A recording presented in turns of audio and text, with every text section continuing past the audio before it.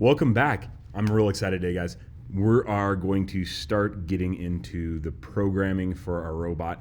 And this is basically, we're going to boss our robots around today so that they do exactly what we want them to do.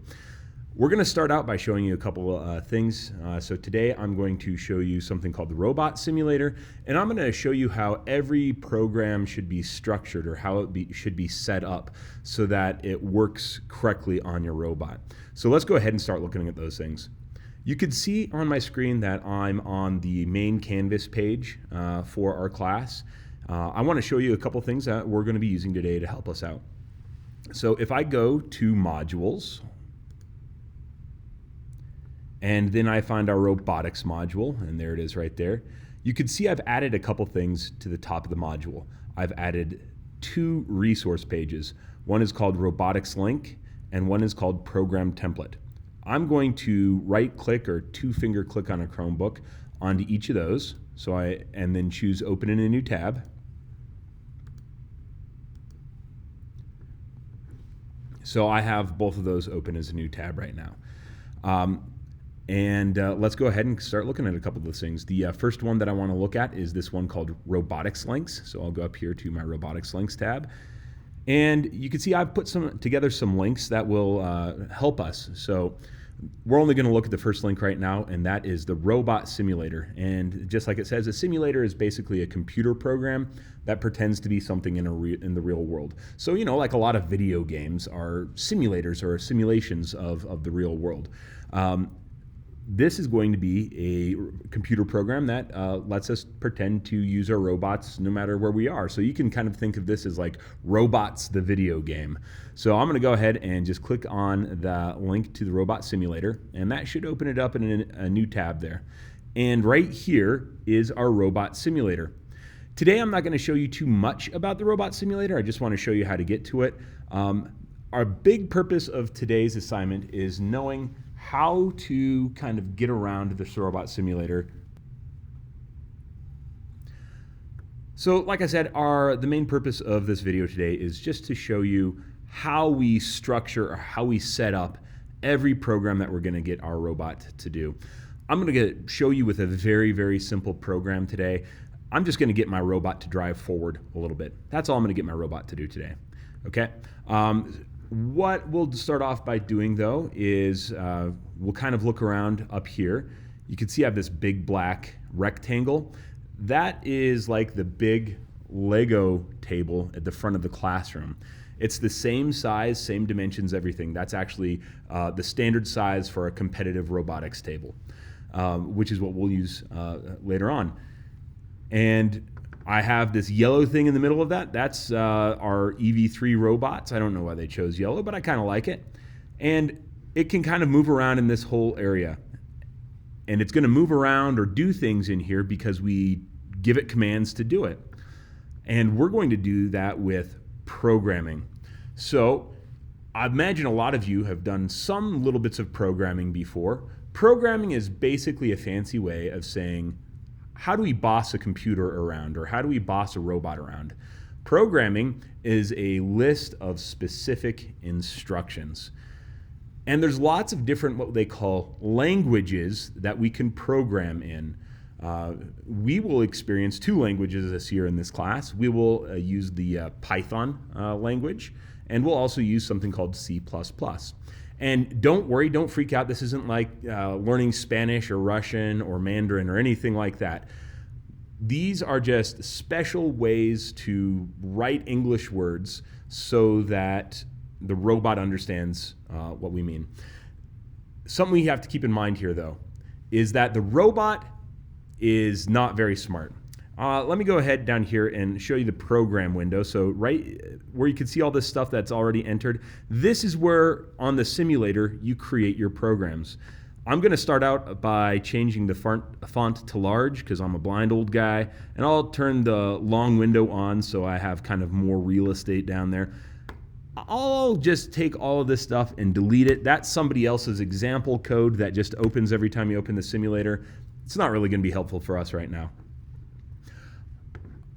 You and me, if I were to say, you know, like put that word on the paper, J-U-M-P-P, you would probably figure out, oh, I'm trying to say the word jump. I just accidentally hit an extra P. That is called intelligence, when you can figure out what something means. Robots do not have intelligence. If you typed in J-U-M-P-P when you should have typed in this, just J-U-M-P, the robot will not understand what you mean.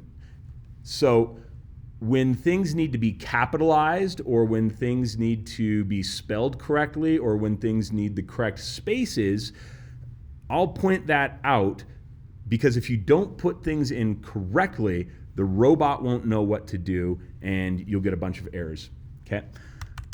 But let's go ahead and start looking about how do we write these programs? How do I start bossing this robot around, okay?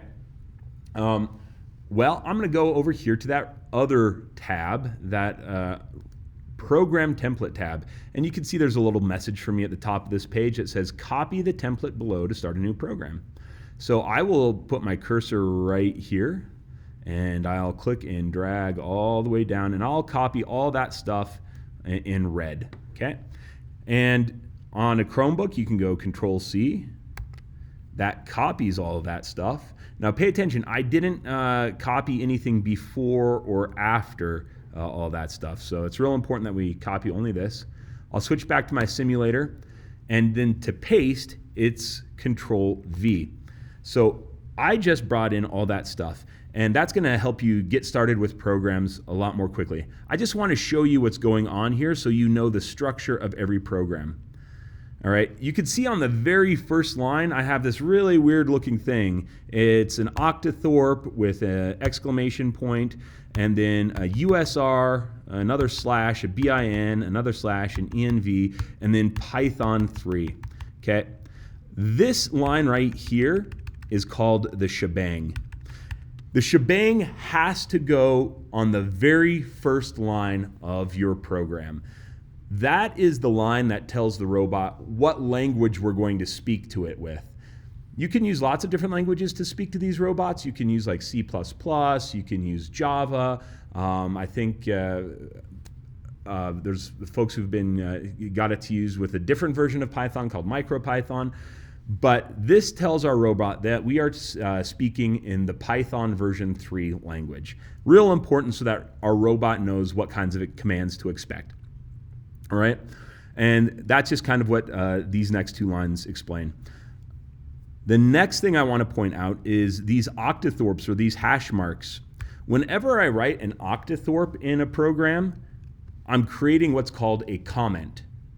Now, a comment is just like a little message I leave behind in the program. It is not part of the program itself.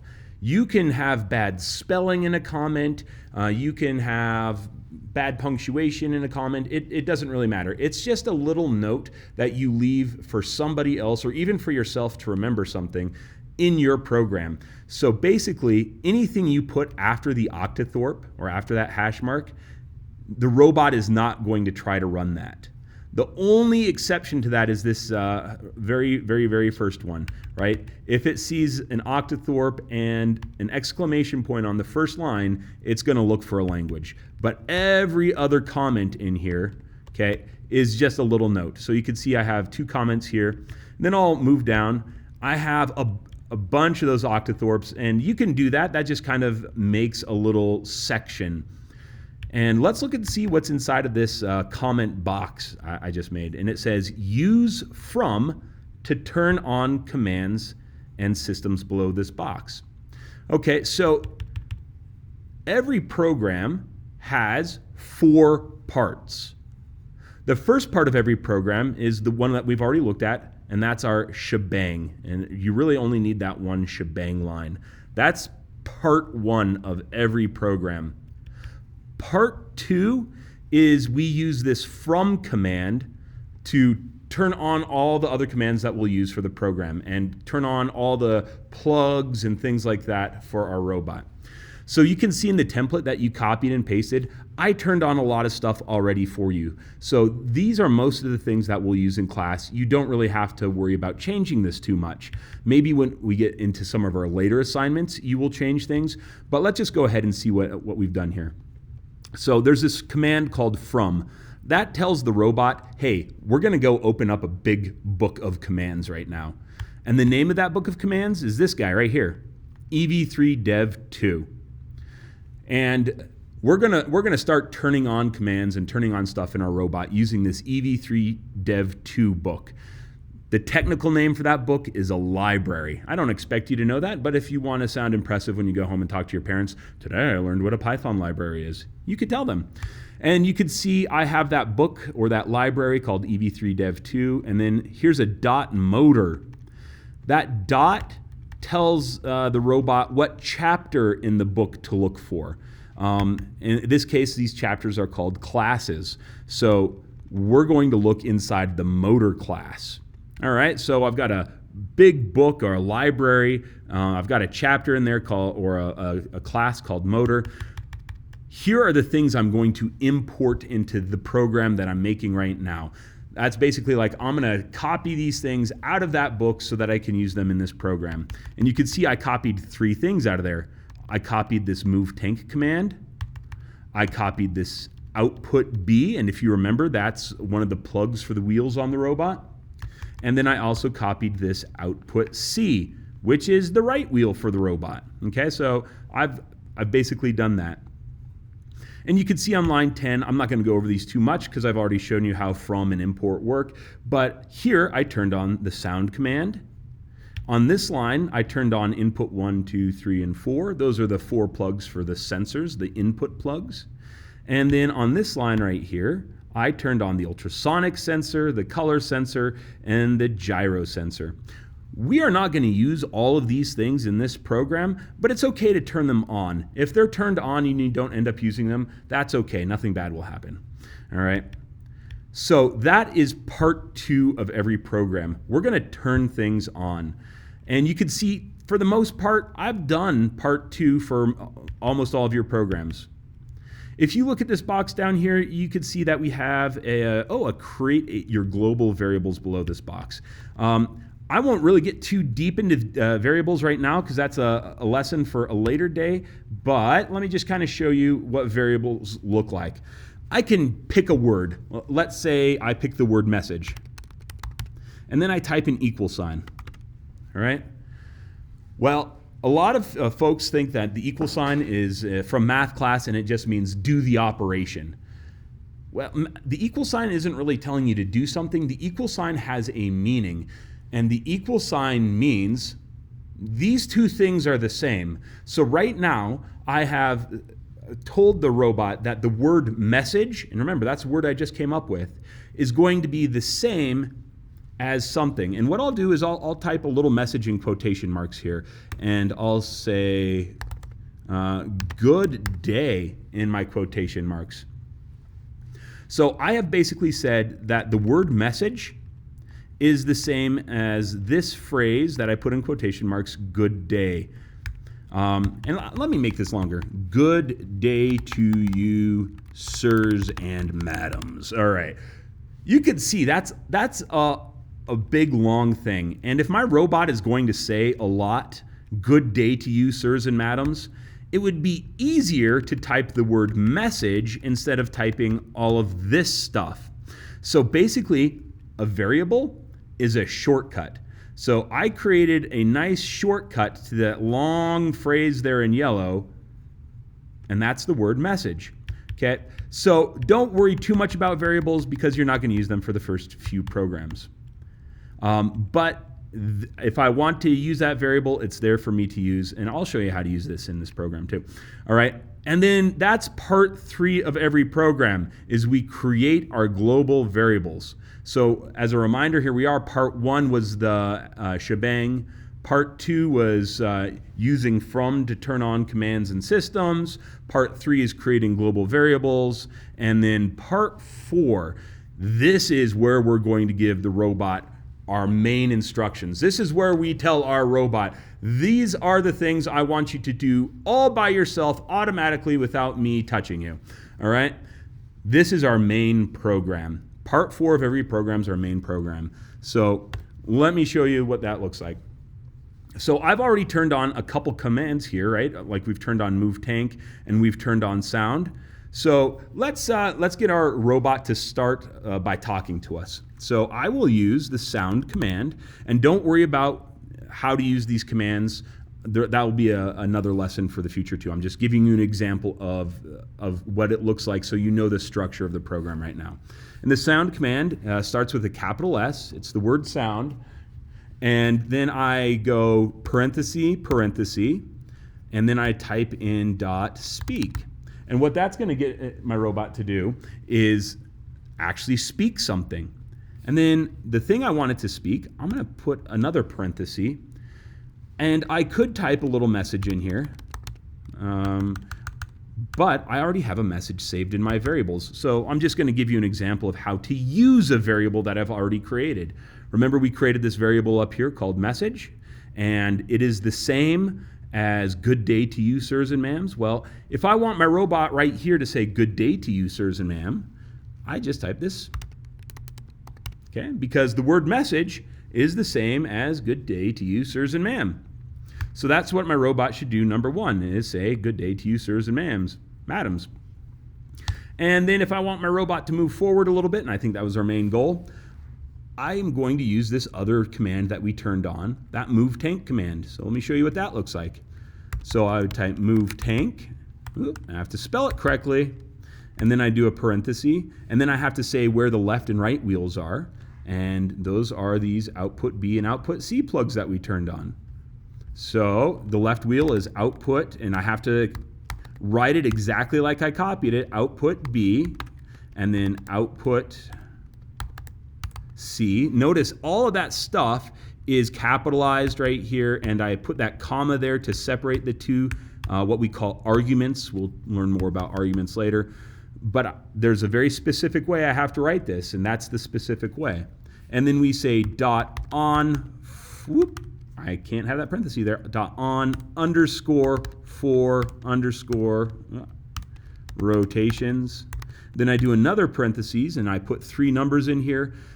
Basically, I say what speed should the left wheel go, what speed should the right wheel go, and how many times should it spin around. So I'll do something like the left wheel will go 50% power, the right wheel will go 50% power, and then the whole robot should move forward by 3 rotations of a wheel.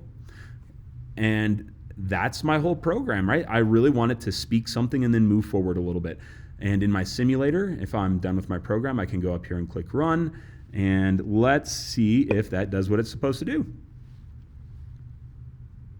Uh-oh, I have a little bit of an error. It says no module name EVE. Oh, that means, oh, right here, look at that. I will change that in your template so that it's not there wrong. That should be EV3 Dev2. Again, I knew what it meant, but the robot doesn't understand bad spelling. So I'll make sure that's fixed before you get to using this. So let's try that again. I'll click run. Let's see if that error goes away. Good day to you, sirs and madams. There we go. Our robot did exactly what I wanted it to do. So today we covered the 4 parts of the program, the shebang, using from to turn things on, creating global variables, and the actual main program. We also talked about comments, which are the little messages that we leave for ourselves after those octothorpes. All right. This is way cool. This is how we start controlling our robots. I'm excited to see what you guys do with it. All right, thanks.